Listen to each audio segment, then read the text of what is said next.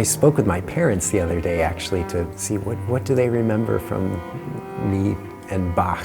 My father, of course, said, well, I remember plugging my ears. But no, but I started cello when I was 6, and I'd always heard Bach. My parents were musicians, so that it was always very special to me. But in particular with the suites, I remember playing through these before I could really play them. So I was always working through them and pushing myself to grasp them, because they just, there was nothing that I felt more at home playing. And I think to this day, I really, when I'm playing Bach, I feel like this is it, you know, this is what I love to do.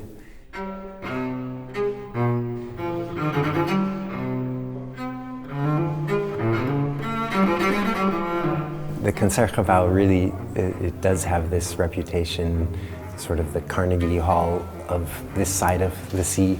I think of it that way. I spend so much of my career now playing in very small spaces. Half of the music I play belongs actually in a small space and doesn't belong in big concert halls in terms of its intent.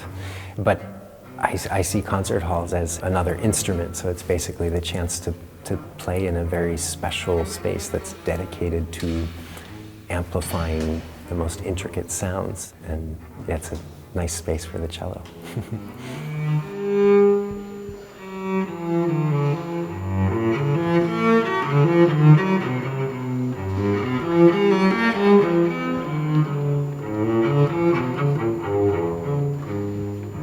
This second suite it's really one of my favorites, so I was delighted when I was asked to do this one.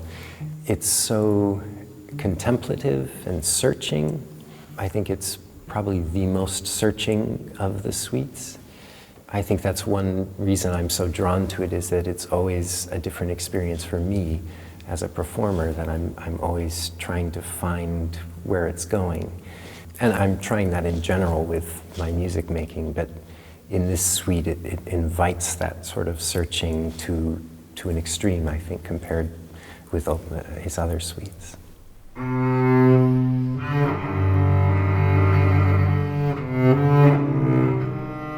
I think the Sarabande from this suite is really, it speaks so deeply to me. It has a reverence in it. It's almost a memory of something beautiful. So it has a sadness, but there's a light behind it. It's heavy. It's very heavy music.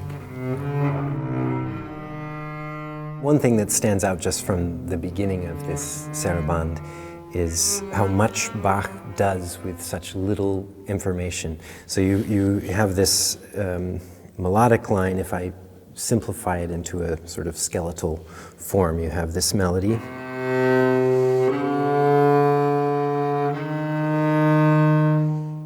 Very simple scale. And then the bass line, simplified, is sort of, and when you put those two together, you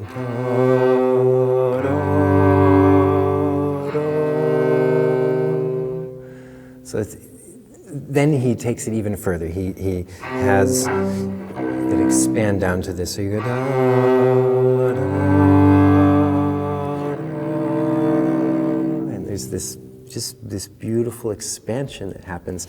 And the reason that stands out to me is because he's specific about starting on this unison. So he has you playing the open string and the other string as distinctive notes. So it's coming from the most centered point into this beautiful expansion.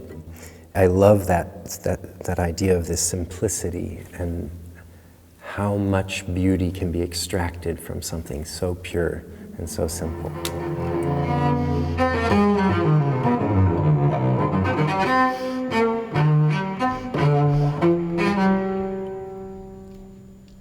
You have to go left there, not right.